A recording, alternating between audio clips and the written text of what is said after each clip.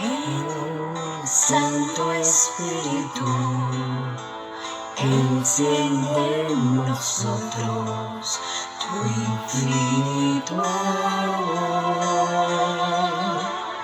Ven, Padre de los pobres, Dador de los dones, desde el corazón.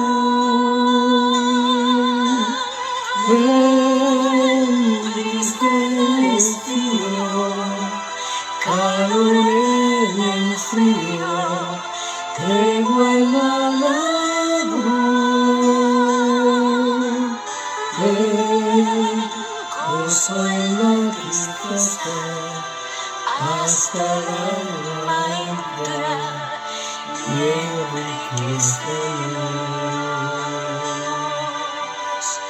Ven, huésped de las almas, que si tú nos faltas, nos falta el valor. Ven, como lluvia fresca a la tierra seca de nuestro dolor. Ven, que el pecado vence, si no estás presente, tu radiante luz. Ven, y que los hermanos contemplamos a Cristo Jesús. Ven, todo lo que existe, sepa que Dios vive, Santo Espíritu.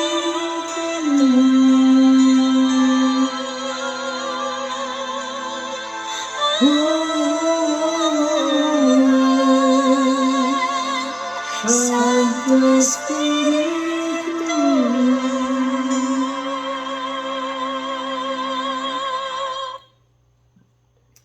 Señor, míranos aquí presentes.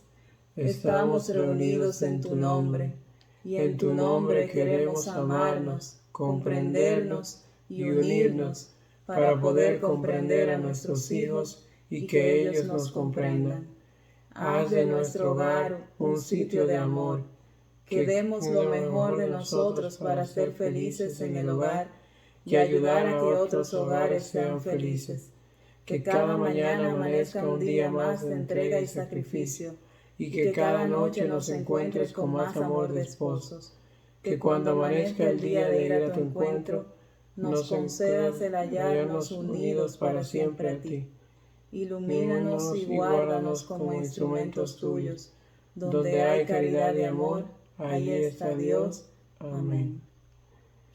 Oh Jesús, rezo por los sacerdotes fieles y fervorosos, por aquellos que son tibios y por los que no son fieles, por los que trabajan en este país y por los que trabajan en tierras lejanas, por los que son tentados, por los que sufren de soledad y abandono, por los que son jóvenes, por los que están agonizando, por las almas de los que están en el purgatorio, pero sobre todo te pido, Señor, por aquellos que son muy queridos por mí, por el sacerdote que me bautizó, por el que perdona mis pecados, por el que celebra las misas a las que yo asisto y me da tu cuerpo y tu sangre, por los que me enseñaron y educaron, por todos los que estoy en deuda con ellos, por los sacrificios que hicieron por mí.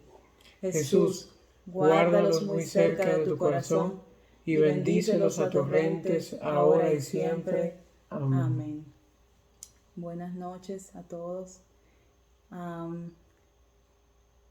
todas las parejas que están en sintonía. Le damos gracias a Católico Hoy por transmitir semanalmente las charlas del Movimiento del Matrimonio, Diálogo y Seguimiento, por sus siglas en inglés MDS, que comparten nuestros testimonios de vida y que ayudan a muchas parejas. MDS es un grupo de apoyo de parejas donde recibimos las herramientas necesarias para ayudarnos a crecer en la unidad familiar, ser mejores padres y esposos.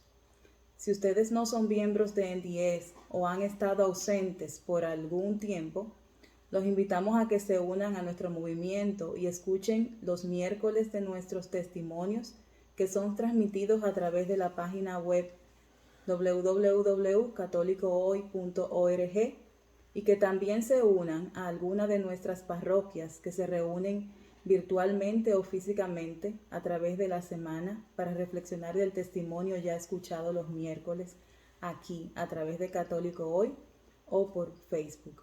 Para más información de nuestras reuniones semanales y las parroquias donde nos reunimos, pueden visitar nuestra página web diálogo.matrimonialmds.org y visitar nuestra página de Facebook. Los esperamos a todos. Bueno, formalmente les damos las buenas noches. Buenas noches, mi nombre es Jamie, yo soy la esposa de Nelson. Y yo soy Nelson, el esposo de Jamie. Tenemos ya 14 años de casados. No de cansados. De casados. Y tenemos dos niños, muy hermosos ellos. Gianmarco, que tiene 6 años, y Lena Marie, de 4. Lo que más me gustó de Nelson cuando yo lo conocí fue su sonrisa. Yo siempre lo digo, me encantó la dentadura que él tiene, aparte de que luego también descubrí que bailaba muy bien salsa y eso me gustaba muchísimo. Y pues el resto es historia. Bueno, a mí una de las cosas que más me gustó de Jamie fue que cuando yo la conocí, ella cantaba en un coro de la iglesia y yo llegué allá y oí esa muchacha cantando y dije, oh, pero esa muchacha canta bonito. Y además también su figura y su forma de ser, también a medida que la fui tratando me fue gustando. Bien. Bueno, hoy tenemos un tema que los hemos titulado Confianza y gratitud, herramientas poderosas en una relación de parejas. Todos sabemos que de alguna forma u otra en nuestro camino de fe hemos visto retados frente a situaciones difíciles, algún emprendimiento que no rinde fruto, el fruto esperado, una crisis en el matrimonio, alguna situación difícil con los hijos, problemas financieros, una enfermedad, etc. Situaciones por las cuales hemos pedido una y otra vez y que probablemente aún estamos esperando respuesta de Dios. Para apoyarnos en este tema hemos sacado 2 citas bíblicas para que ustedes puedan ir buscándolas y meditándolas a medida que vamos desarrollando la charla. Tenemos Hebreos 11:1 y Marcos 5 del 25 al 34. Hebreos 11:1 dice: tener fe es tener la plena seguridad de recibir lo que se espera, es estar convencidos de la realidad de cosas que no vemos. Palabra de Dios. Y tenemos Marcos 5 del 25 al 34. Dice la palabra de Dios que entre la multitud había una mujer que desde hacía ya 12 años estaba enferma con derrames de sangre. Había sufrido mucho a manos de muchos médicos y había gastado todo lo que tenía sin que le hubiera servido de nada. Al contrario, iba de mal en peor. Cuando oyó hablar de Jesús, esta mujer se le acercó por detrás entre la gente y le tocó la capa, porque pensaba, tan solo con que llegue a tocar su capa, quedaré sana.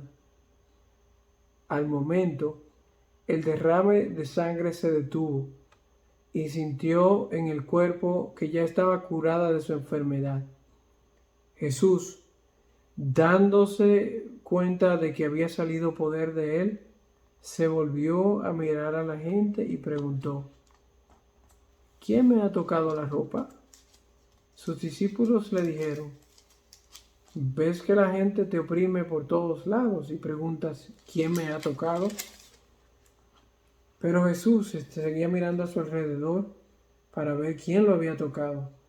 Entonces la mujer, temblando de miedo y sabiendo lo que había pasado, fue y se arrodilló delante de él y le contó toda la verdad. Jesús le dijo: Hija, por tu fe has sido sanada. Vete tranquila y curada ya de tu enfermedad. Palabra de Dios. Te alabamos, Señor. Ambas lecturas nos hablan bien claramente de la fe, ¿verdad? De ver lo que nosotros esperamos, de creer en que es posible. Pero hay algo muy particular en el caso de la última lectura, la que Nelson leyó, que a mí siempre me ha llamado la atención, y es que esa mujer que tantos años tenía con esa enfermedad, cuando yo hablar de Jesús, ella no solamente quiso como que arrancarle, o sea, recibir ese milagro y quedarse como que esperando a que Jesús pasara por donde ella estaba. Ella se movió, ella se metió entre la multitud, ella buscó la manera de alguna manera tocarle, y ella decía, aunque sea el bordecito de su manto. Y a mí lo que me dice es, o sea, aunque sea un milagro, que solamente es Dios quien lo puede hacer, yo tengo que hacer algo. O sea, yo tengo que moverme, yo tengo que tener la intención de tocarle. No me puedo sentar aquí, bueno, Jesús me va a hacer el milagro, no. Eso a mí me tocó mucho de esa última lectura. Sí, definitivamente creemos que Dios puede hacer milagros en cada área de nuestra vida, pero a veces nuestra fe no va acompañada de hechos y eso hace que tardemos un poquito más en ver realizado ese milagro. Cuenta una historia de un campesino que un día el campesino se levantó a buena mañana a preguntar acerca del clima, si iba a llover o habría sequía, y le dijeron que estaban en un tiempo de sequía. El hombre, muy pensativo, antes de entrar a su casa, oró a Dios y le pidió que cayera una lluvia para poder preparar la tierra, y se quedó en la casa. Otro campesino hizo lo mismo. Salió a preguntar acerca del clima y le respondieron igual. En cambio, se fue a los campos a orar a Dios por esa tierra y comenzó a prepararla. Terminó el día y se fue a su casa.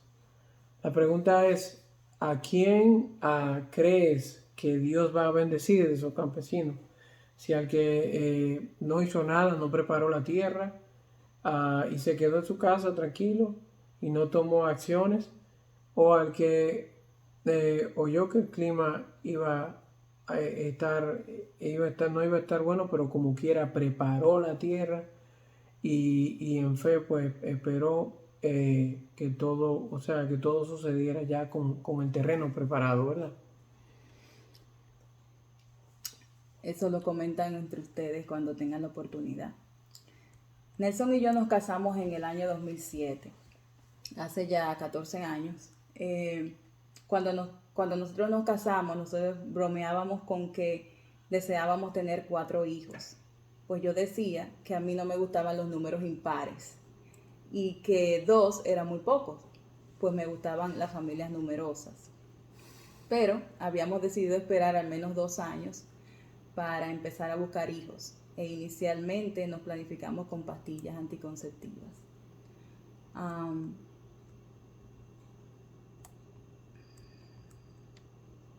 A pesar de eso, a los 6 meses de casarnos, las pastillas me estaban produciendo muchos efectos secundarios, por lo que empezamos a mal utilizar el método del ritmo para evitar el embarazo. Pasaron esos 2 años que nosotros habíamos establecido y también pasó un tercero. Y aunque aún no estábamos muy afanados, realmente, ya empezábamos a inquietarnos un poco por el hecho de que yo no quedaba embarazada. Decidí ir a consultar a mi médico para evaluarme, el cual me hizo los primeros estudios en los que todo salió normal. Lo único que me encontró fue un fibroma intrauterino de tamaño considerable, pero que según el lugar donde estaba ubicado no parecía ser un impedimento para la fertilidad. lo próximo sería que Nelson fuera a hacerse un chequeo también. Yo fui a visitar el médico a finales del 2010, el cual me mandó a hacer unos exámenes de laboratorio que arrojaron un diagnóstico no muy alentador. Tenía un varicocele bilateral y conteo de espermas vivos y motiles muy bajo. Recuerdo que a modo de chiste, el urólogo me hizo una comparación para que yo entendiera cuál era mi situación. Me dijo, para que lo entiendan mejor, hay gente millonaria, rica, clase media, pobre, paupérrima y después estás tú. Pues el conteo de mis espermas era de 500,000 y lo normal era de 20 millones. Empecé inicialmente un tratamiento con diferentes pastillas muy costosas que no me dieron resultado. El doctor me recomendó hacerme una cirugía. Visité a varios otros médicos, los cuales me daban el diagnóstico y recomendación.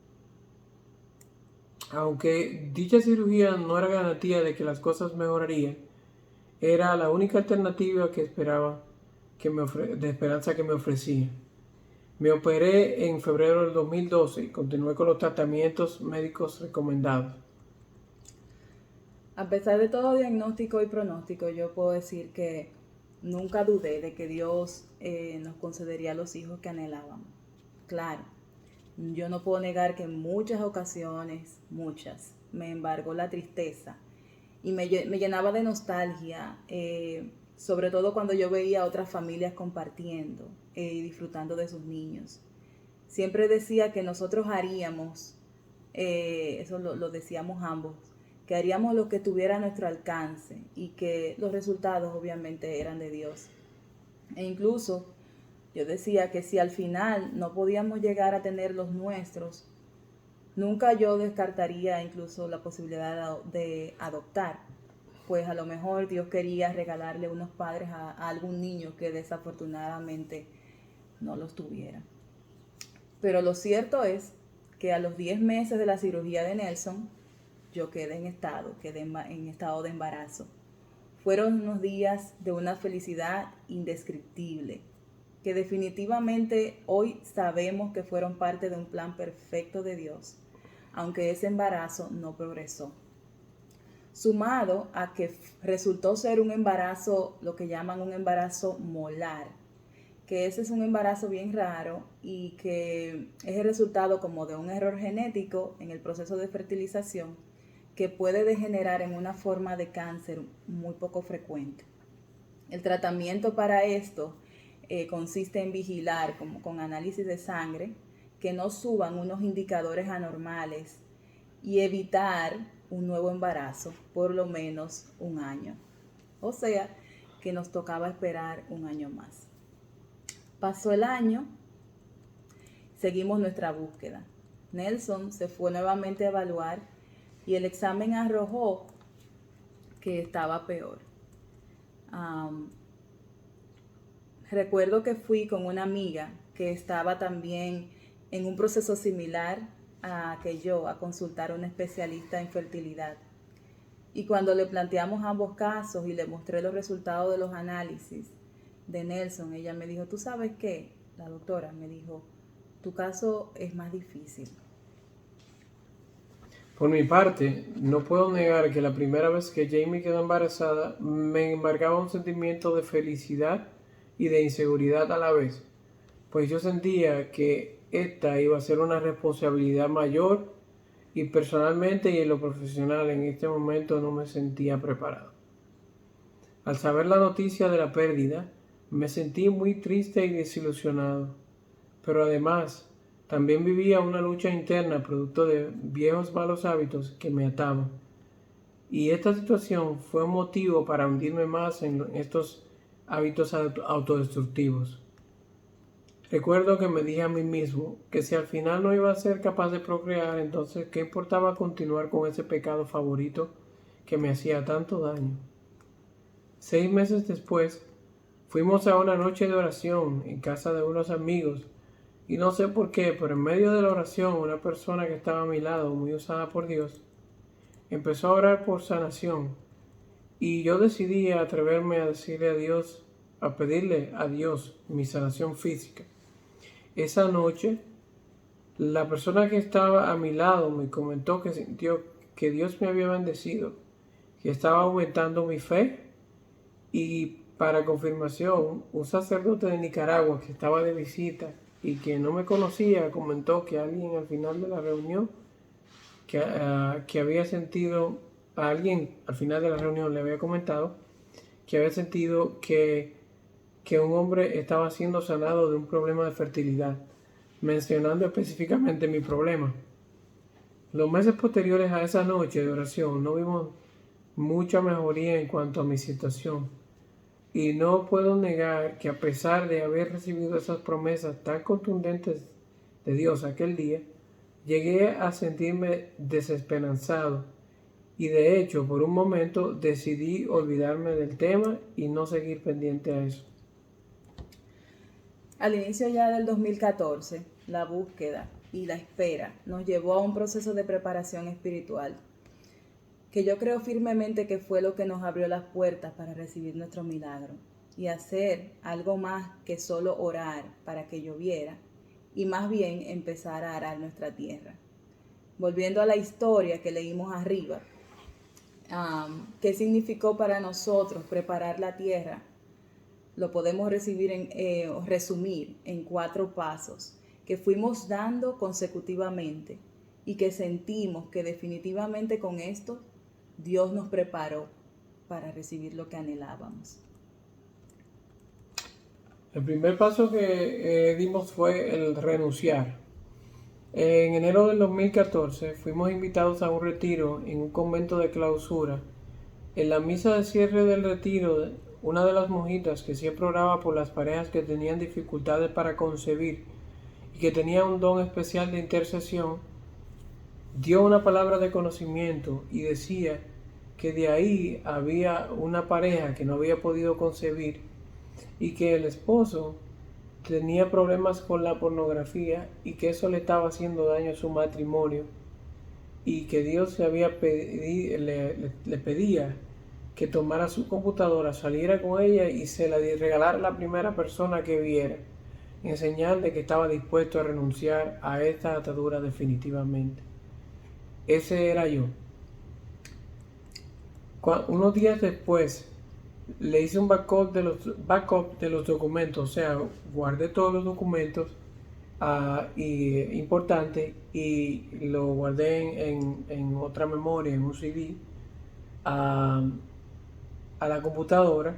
Salí con ella en mano y se la regalé a un señor de escasos recursos que vendía comida en una esquina cerca de la casa. El Señor me dio las gracias y me dijo que precisamente su hijo estaba necesitando una computadora para sus estudios. Ese día, al dar ese paso concreto, sin darme cuenta, había iniciado un proceso de cambio y de abandono a una atadura espiritual que por tantos años me había mantenido esclavo. Mi problema comenzó cuando yo tenía 11 años de edad y me mantuve atado a esta adicción por 23 años.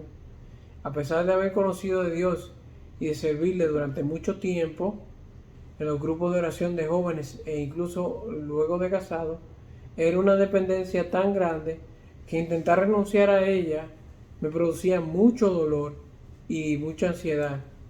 Fue una situación que me trajo muchas consecuencias en todos los aspectos de mi vida y que por gracia de Dios pude rendir completamente un día a la vez por medio de la oración, el reconocer que tenía el problema, el rendirlo a través de los grupos de apoyo de 12 pasos y el acudir con frecuencia al sacramento de la confesión.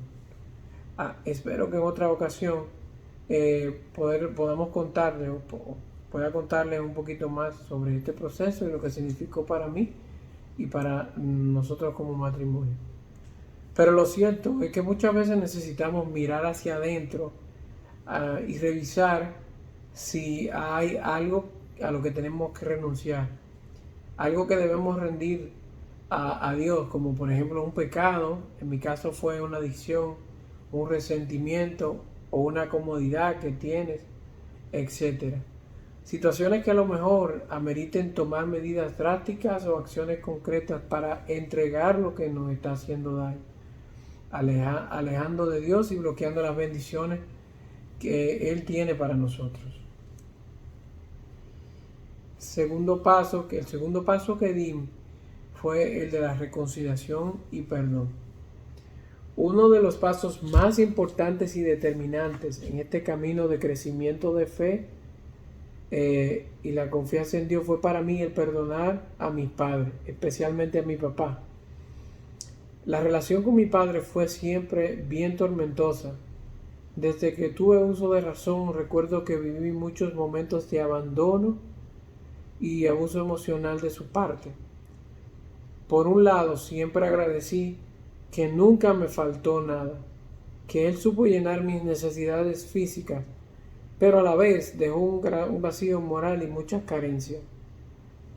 Por ejemplo, mi papá nunca estuvo presente en las actividades del colegio. Siempre estaba trabajando y cuando no lo estaba bebiendo o borracho.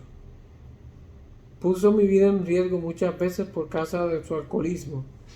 Esta situación provocaba peleas y discusiones constantes entre mis padres, y todo eso fue causando en mí mucho resentimiento hasta tal punto que estando él aún vivo, llegó un momento en que le perdí el respeto como figura paterna.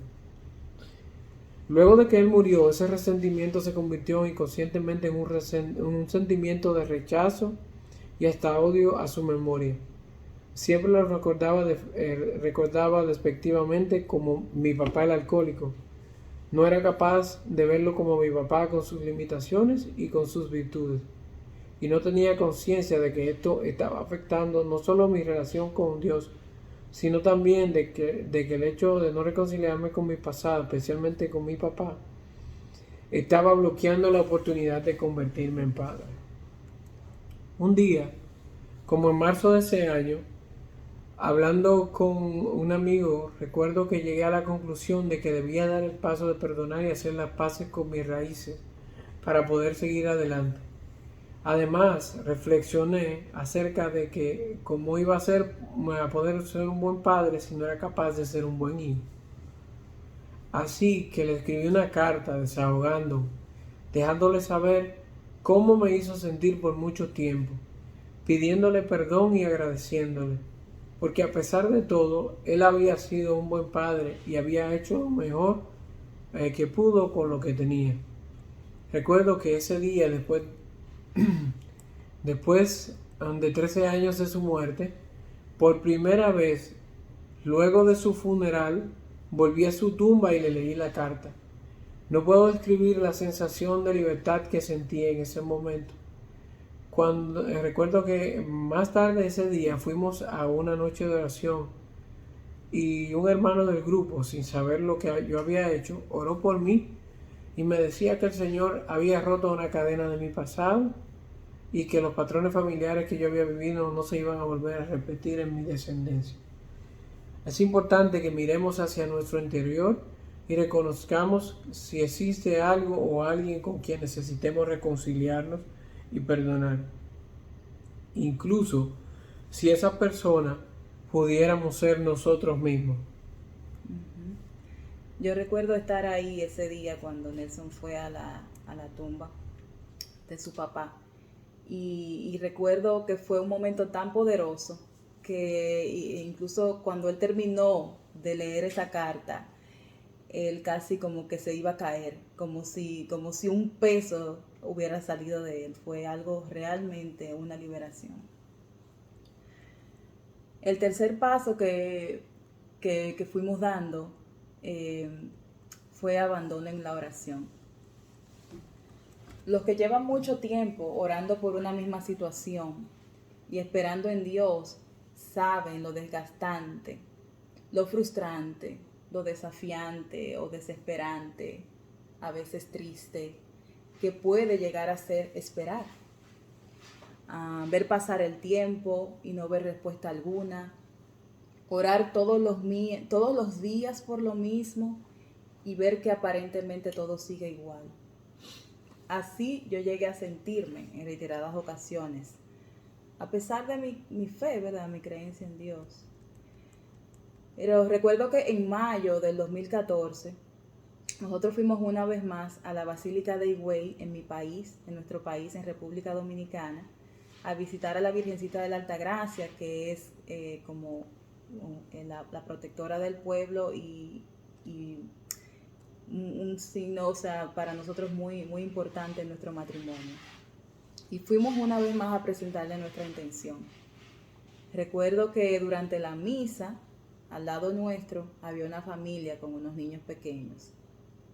Al yo mirar a los niños jugar, quiso nuevamente invadirme como una sensación de melancolía que me pasaba cuando yo veía familias así con niños pequeños y como esa nostalgia. Pero yo recuerdo que al momento de acercarnos a la comunión y yo recibir a Jesús, yo como que sentí esa necesidad de soltar completamente y ya entregarle como que definitivamente ese anhelo profundo.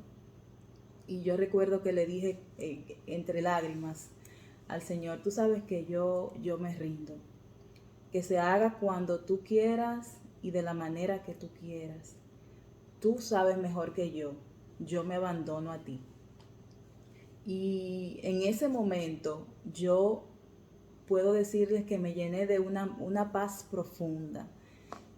Yo sentí como que algo interiormente cambió en mí a partir de ahí. Pero, ¿qué es abandonarse? Primero vamos a decir qué no es abandonarse.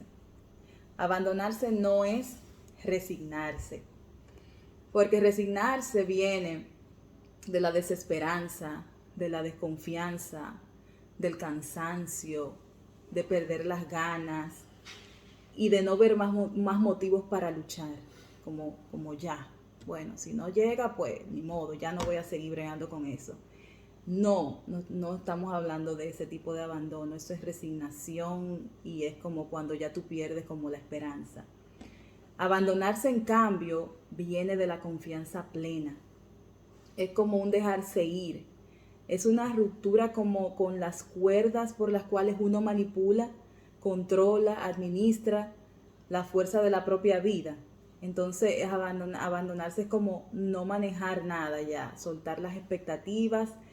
Es como tú empezar a recibir todas las cosas como de la manera como uno recibe un regalo, con las manos abiertas y el corazón abierto. Es ya como que empezar a ser dirigido no tanto por las necesidades humanas como por ese deseo que uno puede tener, sino por Dios.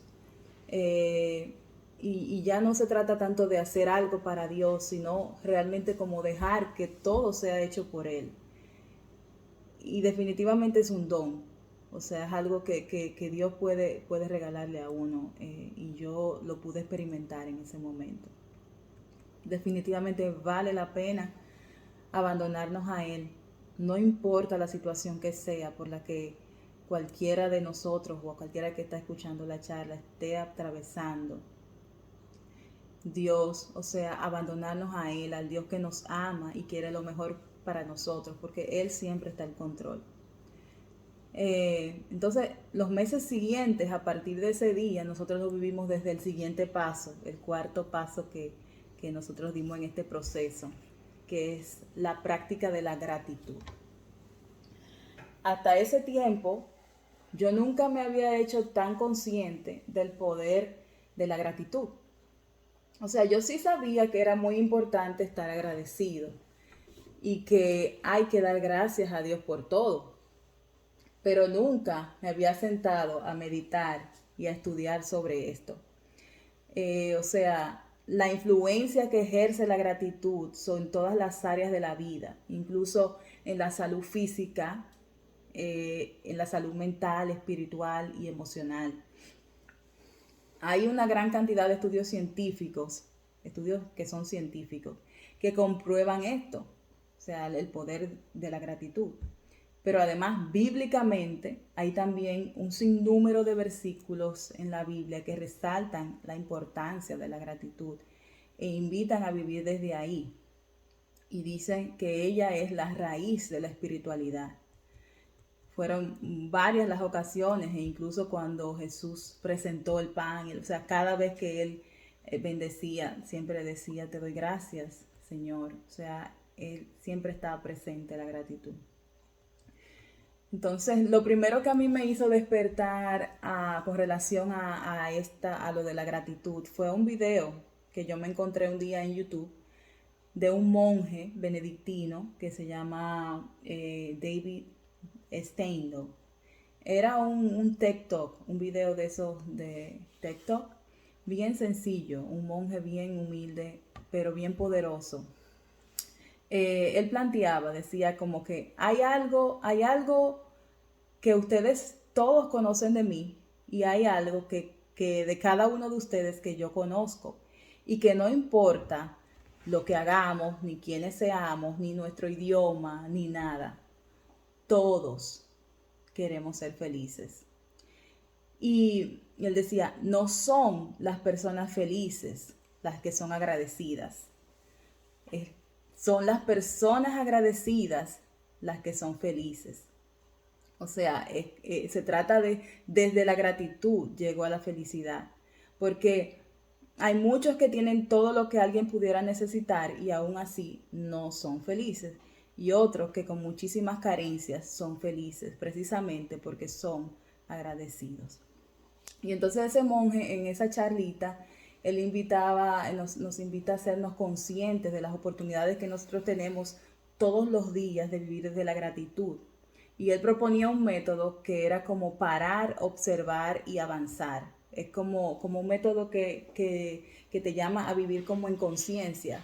Decía que él estuvo un tiempo en el África y allá él pudo, o sea, experimentar lo que es la escasez, o sea, que no había agua, que no había luz, como muchas veces sucede en nuestros propios países. Pero cuando él llegó a su país nuevamente, él empezó como a experimentar eso de la gratitud, porque cada vez que él abría una llave y él veía agua, eso era como, wow.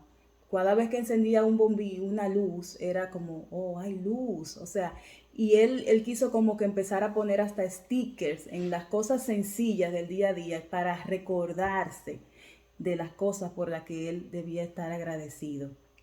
Como parar, observar las cosas de cada día y avanzar. Así que bueno, ese video realmente me dio mucha luz y nosotros decidimos, tanto Nelson como yo en ese momento, empezamos un proyecto de 30 días de gratitud, en los que cada día nosotros individualmente reconocíamos algo por lo que estábamos agradecidos. Incluso lo publicábamos en nuestras redes sociales y invitamos a otras amistades a que se nos unieran. Y fue una experiencia muy bonita, una experiencia única. Al final varios amigos también se motivaron y la vivieron junto a nosotros y fue realmente transformador. Yo descubrí en ese tiempo que no había manera de yo llenarme de gratitud y sentir al mismo tiempo que algo me faltaba. O sea, no es posible experimentar gratitud y depresión o ansiedad, tristeza al mismo tiempo. Incluso, por ejemplo, a las personas que están experimentando un proceso de depresión, una de las cosas que muchas veces le invitan a hacer es una lista como de gratitud, un inventario de gratitud diario.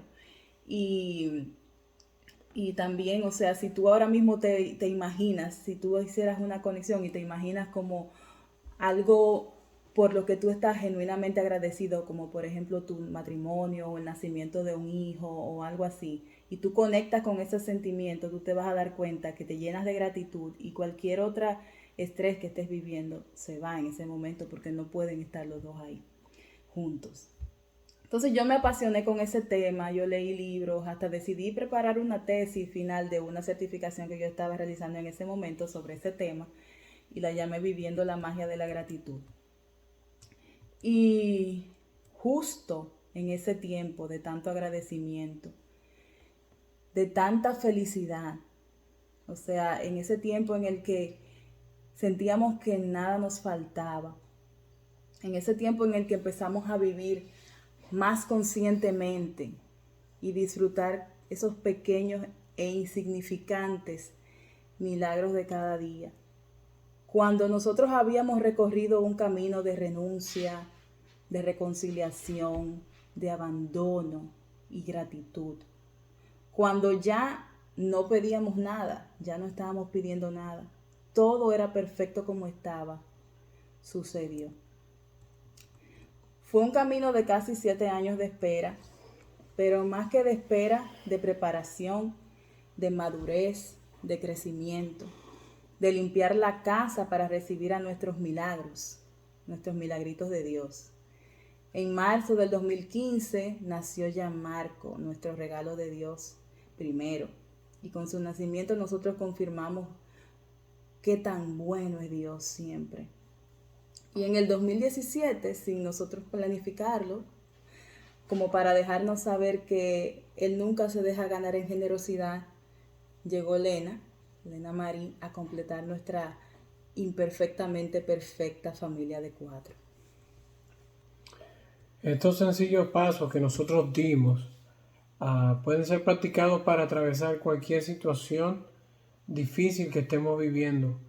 Primero, renunciar al pecado, reconciliarnos y perdonar, abandonarnos a Dios y vivir desde la gratitud. Queremos aclarar que no pretendemos en lo más mínimo insinuar que estos fueron una fórmula mágica para obtener lo que pedíamos, y que si lo siguen al pie de la letra van a obtener lo que desean.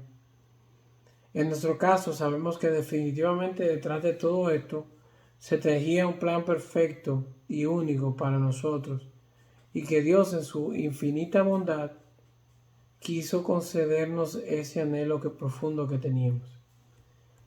Pero sí creemos que definitivamente hasta para obtener un milagro tenemos que ser esforzados, tenemos que orar sin desfallecer, pero sobre todo preparar la tierra para la lluvia que en el momento oportuno caerá sobre nosotros, por la misericordia de Dios, si así lo creemos.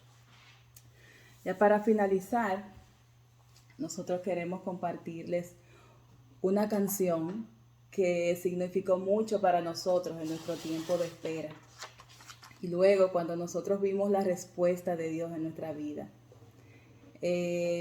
nosotros esperamos que puedan también ustedes llenarse de esperanza en cada una de las situaciones personales por las que en este momento pudieran estar atravesando.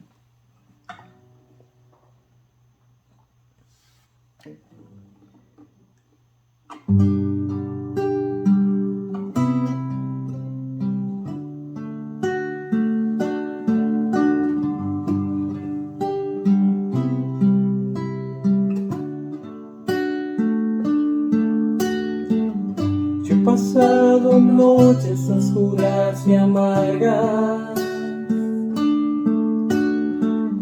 noches que parecen una eternidad, noches donde solo me acompaña el llanto y la soledad, la soledad. Y llegué a pensar que Dios ya me olvidaba, y llegué a creer que todo terminó, pero no sabía que Dios me miraba con tanto amor, tanto amor.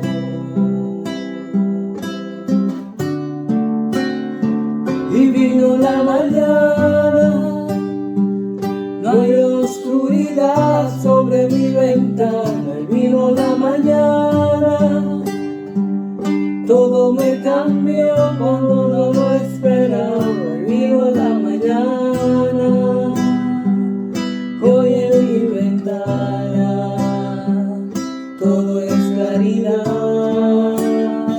Y vino la mañana, no hay sobre mi ventana y vino la mañana. Todo me cambió cuando no lo esperaba, y vino la mañana. Y hoy en mi ventana todo es claridad.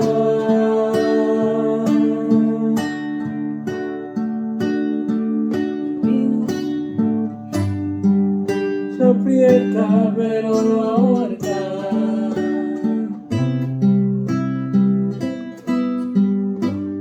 Dios se calla pero no se va. No me dio todo lo que he pedido, quiso darme mucho más y vino la mañana.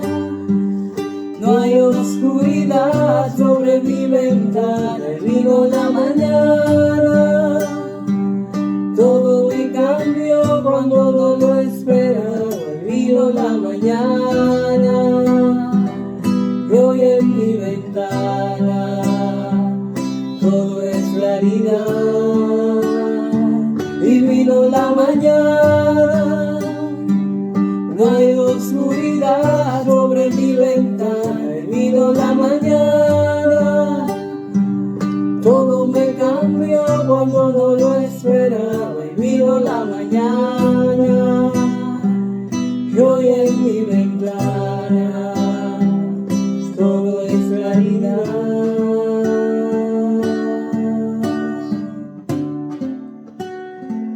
Y vino la mañana.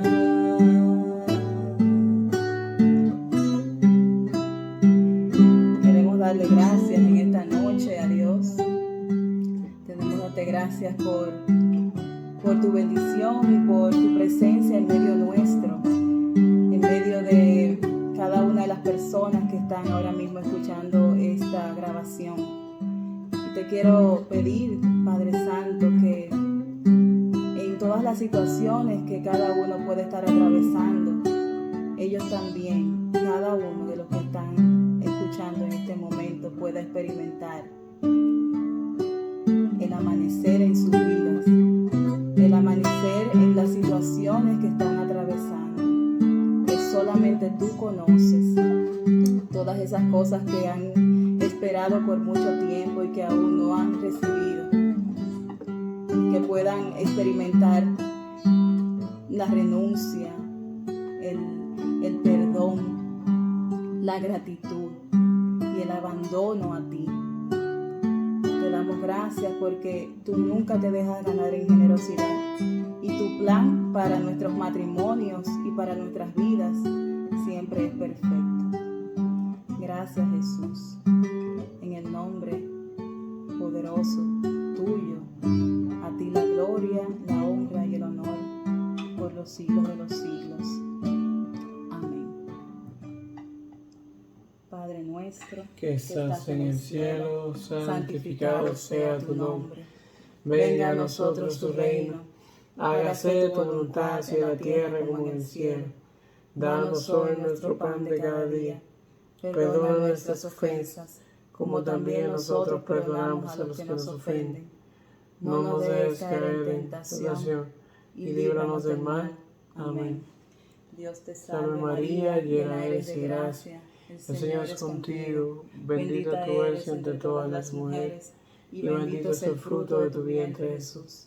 Santa María, Madre de Dios, ruega por nosotros los pecadores, ahora y en la hora de nuestra muerte. Amén. Gloria al Padre, gloria al Hijo y al Espíritu Santo, como era en el principio, ahora y siempre, por los siglos de los siglos. Amén. Bueno, mucha paz para todos. Y buenas noches. Bye.